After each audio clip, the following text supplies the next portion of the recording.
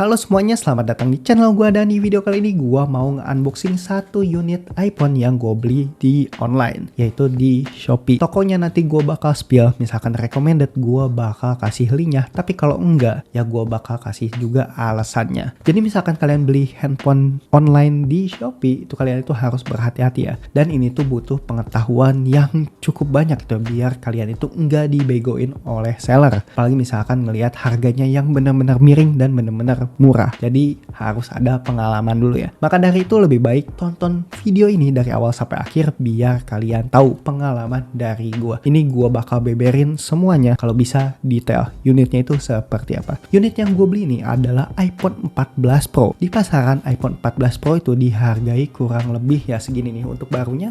Kalau untuk second tuh masih belasan juta ya gitu ya. Nah, misalkan kalian beli di toko kayak gua sekarang, ini kalian bisa mendapatkan unit di harga under 10 juta. Ini gua dapat di harga 9 jutaan. Lumayan banget nih, mahal juga. Nah, misalkan kalian pengen beli iPhone 15 tuh biasanya di harga 7 sampai 8 juta itu udah dapet cuy. Katanya juga misalkan kalian beli unit seperti ini. Nah, ini tuh sama aja kalian beli handphonenya doang dan kita tuh dikirimnya itu random. Jadi kalau nggak cocok, kita tuh langsung bisa retur ke sellernya. Dan untuk unit yang dipegang ini biasanya unit Inter ya. Dan misalkan kalian beli iPhone second seperti yang gue sekarang. Nah biasanya misalkan kalian beli iPhone terbaru gitu ya 2 tahun belakangan itu. Kalau sekarang kan iPhone 16 paling baru ya. Berarti iPhone 15 dan juga 14. Kalau misalkan kalian lagi hoki, kalian itu bisa mendapatkan unit yang baru beberapa bulan aja. Jadi masih ada garansi internasionalnya. Tapi misalkan kalian beli iPhone seumpamanya 13 ke bawah gitu ya. Berarti kalian itu nggak akan mendapatkan unit yang garansi. Jadi untuk garansinya kalian itu harus klaim ke tokonya. Tapi misalkan kayak gue sekarang, ini kan baru unit 2 tahun ya, 14 Pro itu baru 2 tahun berlalu. Semoga aja yang gue dapatan ini masih ada garansi internasional ya. Dan sekarang langsung aja kita unboxing dapat apa aja. Nah misalkan kalian beli unit kayak gue sekarang, nah kalian tuh unboxingnya itu harus berhati-hati ya. Soalnya kenapa? Misalkan unitnya cacat atau enggak apa-apa, kalian tuh bisa komplain dan kalian tuh bisa ngebalikin semua isi dari dusnya secara utuh gitu ya. Jadi unboxingnya harus berhati-hati ya. Kalau bisa ya jangan terlalu brutal gitu untuk ngebuka unboxnya. Jadi misalkan kalian pengen kembaliin ke seller ya kondisinya itu tetap utuh. Nah kalian pasti tahu nih isinya apa gitu ya. Sebenarnya packingan seperti ini sama aja sih dengan packingan toko online lainnya. Dan biasanya misalkan kalian lihat di Shopee gitu ya, antara toko A, B, C dan juga D, kadang-kadang kok harganya sama ya, kok unitnya sama. Biasanya itu tuh dari gudang yang sama. Dan packingan seperti ininya pun ya kadang-kadang antara toko 1, 2, 3, 4 ya itu biasanya sama. Jadi biasanya dikirim di satu gudang yang sama gitu. Nah kalau gue beli di toko ini, saya lihat di layar ya. Nah semoga aja recommended. Kalau recommended gue bakal kasih linknya ke kalian. Kalau enggak ya udah gue bakal kasih tahu disclaimernya ke kalian. Dan sekarang kita unboxing dulu ya. Beli unit seperti ini kita tuh dapat bubble yang benar-benar besar banget di dalamnya. Dan sekarang kita buka. Nah, semoga aja unit yang gue dapatkan bagus ya. Langsung kita pretel di Trio Tool dan juga via software terlebih dahulu. Kapan ya sekarang kita unboxing? Nah ini adalah unitnya. Sekalian aja gue jadiin thumbnail. Ini adalah unitnya, iPhone 14 Pro SIM sticker. Nah sekarang kita buka. Kita mendapatkan satu kabel ya. Ini gue dapat satu kabel. Lalu ini ada tek-tek bengeknya. Padahal ini semuanya OEM ya. Dan kita nggak dapat kepala casannya. Dan ini ada SIM ejectornya. Sekalian kita cek. Nah by the way gue beli yang SIM. Nah bisa kalian lihat. Gue bakal ini atletis secara detail. Untuk body di bagian belakang ini kayaknya nggak ada masalah sih ya. Untuk bagian samping ini mulus-mulus aja, nggak ada dent. Nanti kalau ada dent gue bakal kasih tahu ya secara detail. Nah, gue juga nggak tahu tuh ini unit beneran asli atau enggak. Anjir gue deg-degan, ini lumayan mahal juga nih. Langsung aktif. Nah misalkan kalian beli iPhone seperti ini dan langsung aktif, lebih baik kalian reset terlebih dahulu biar kita tahu nih isinya itu beneran atau enggak gitu ya. Jadi misalkan abis reset tapi ada masalah gitu, kalian bisa langsung kembaliin ke sellernya. Jadi nggak perlu nunggu lama-lama. Sekarang kita reset aja biar benar-benar, oh ini iPhone bahasa Jepang ya. Nah nanti kita bakal pelajari untuk ininya. Ini LLE tapi. Oke tadi gue udah reset iPhone-nya dan ini semuanya berjalan normal. Unit yang gue dapatkan ini adalah unit Amerika dan untuk operatornya itu T-Mobile. Nah, gue juga udah ngecek Trioto dan juga website ini. Nah, itu semuanya valid ya. Ini iPhone-nya itu resmi dari Amerika dan untuk operatornya itu dari T-Mobile. Dan misalkan kita bawa ke Indonesia, ini tuh harus di-unlock terlebih dahulu. Di-unlocknya itu dengan menggunakan SIM sticker. Dan untuk penggunaan SIM sticker itu tuh ada beberapa keterampilan khusus ya. Dan kalian itu harus pelajarin misalkan kalian berencana membeli unit seperti ini. Soalnya misalkan ada masalah di tengah jalan gitu ya kalian itu harus mengatasinya sendiri. Jadi nggak semudah iPhone resmi gitu yang untuk Indonesia gitu ya. Misalkan iPhone resmi yang untuk Indonesia kan colok cabut SIM card ya normal-normal aja. Tapi kalau untuk ini ya enggak gitu ya. Misalkan kita colokin pakai SIM yang ada di Indonesia, misalkan kayak XL, Telkomsel dan lain-lain. Itu tuh masuknya itu adalah mode roaming dari si handphonenya. Nah, karena ini handphonenya itu dari T-Mobile Amerika. Nah, misalkan kita masukin SIM dari operator lain, ini bakal ke lock si iPhone-nya. Nah, salah satunya seperti ini. Gue bakal contohin. Nah, bisa kalian lihat di layar. Nah, di sini ada SIM card. Nah, SIM card-nya itu dari Tri ya. Karena ini dari T-Mobile, misalkan kita masukin gitu ya. Nah, sekarang kita masukin. Nah, oke, kita buka. Nah, ini dia lagi ngebaca sinyalnya terlebih dahulu. Nah, bisa kalian lihat. Nah, kalau misalkan operatornya itu dari luar, nah SIM-nya itu bakal not supported karena emang ini tuh terkunci buat T-Mobile-nya. Nah, tuh. Maka dari itu ada fungsi dari SIM sticker ya. Jadi misalkan kalian punya SIM sticker tuh penggunanya juga nggak asal. Nah, resiko kalian menggunakan iPhone seperti ini yang pakai SIM stick. Nah, misalkan kalian itu lagi adem ayem gitu ya pakai iPhone-nya dan nggak ada masalah, tiba-tiba ke-detect juga gitu ya. Nah, iPhone-nya pun bakal keblokir seperti ini. Nah, kalau udah keblokir seperti ini, kalian tuh nggak bisa ngapa-ngapain. Cara yang harus kalian lakukan adalah copot SIM-nya. Atau enggak kalian itu bisa reset untuk SIM stickernya. Dan itu harus dilakukan berulang-ulang. Misalkan iPhone kalian adalah daily driver kalian, HP yang digunakan sehari-hari dan juga penting, ada mobile banking, dompet, atau buat komunikasi gitu. Ya mungkin misalkan kalian pakai iPhone seperti ini bakal beresiko tinggi. Lebih baik kalian beli iPhone yang emang bener-bener resmi gitu dari Indonesia, misalkan dari iBox atau enggak authorized distributor lain, atau enggak ya kalian beli iPhone yang versi bawah aja, jangan kalian beli iPhone seperti ini. Nah, misalkan kalian keperluannya hanya untuk buat konten kreator atau enggak ya buat edit gitu, buat kerja gitu tanpa menggunakan SIM alias WiFi only, menurut gua ini nggak masalah sih. Kalian tuh tinggal cabut aja SIM cardnya dan kalian reset si iPhone-nya. Ini bakal normal lagi untuk penggunaannya. Nah, untuk meminimalisir resiko, misalkan kalian beli iPhone seperti ini, lebih baik kalian ngegunain iPhone-nya itu tanpa SIM gitu ya. Kayak gua sekarang, tadi kan nggak bisa ya. Nah, sekarang kalau udah gua cabut, ini bakal bisa lagi. Tapi misalkan kalian pengen kekeh gitu ya, pengen gunain iPhone ini buat daily driver gitu ya, buat komunikasi, SMS-an, WA atau enggak internetan, ya lebih baik kalian itu mempelajari gimana resiko pakai eSIM, gimana cara mengatasinya misalkan ketahuan sama operator T-Mobile dan iPhone-nya itu terkunci, dan kalian juga harus menerima resiko misalkan iPhone-nya itu tiba-tiba keblokir gitu. Itu adalah resiko yang harus kalian pahami. Jadi kalian itu bisa memitigasi dan bisa mengukur gitu ya, misalkan kalian lagi apes-apesnya itu kalian misalkan lagi ada meeting atau enggak ya kerjaan penting gitu ya, ternyata handphone kalian keblokir, kan nggak lucu gitu ya. Lebih baik kalian itu meminimalisir resiko itu dengan cara membeli iPhone yang resmi. Oke, sekarang kita cari tahu lebih detail tentang device ini seperti apa. Sekarang kita cek dulu untuk di iPhone ya. Nah, kita ke mengenai ya. Untuk iPhone-nya itu iPhone 14 Pro ini valid banget ya. Untuk nomor modelnya itu M, artinya itu masih original, bukan barang refurbish atau enggak barang pengganti. Ini tuh kodenya LLE. Nah, unit ini tuh dari Amerika. Nah, ini valid banget ya. Dan ini tuh iPhone-nya itu udah terkunci oleh operator T-Mobile gitu ya. Dan sekarang kita masuk ke Trio Tool seperti apa. Nah, di sini kalian bisa lihat lebih dalam, lebih tahu gitu ya untuk unitnya. Nah, untuk unit ini belum dibongkar ya gitu ya. Jadi untuk dalemannya sama si body-bodinya ini nggak ada perubahan sama sekali. Jadi unitnya itu bukan unit rekondisi. Nah, di Trio Tool bisa kalian lihat di sini valid banget ya.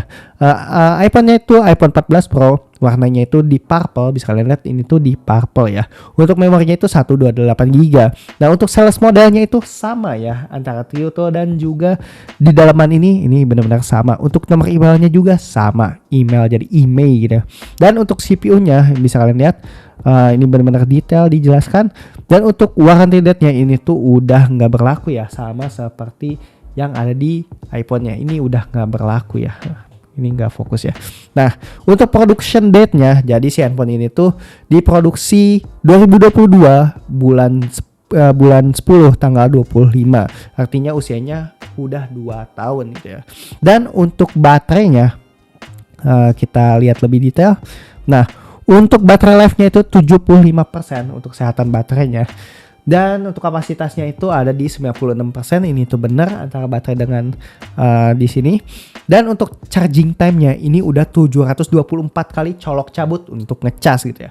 Jadi untuk penggunaan iPhone selama 2 tahun pemakaian, menurut gua ini adalah hal yang wajar. Nah sekarang kita ke pengaturan lalu ke baterai gitu ya.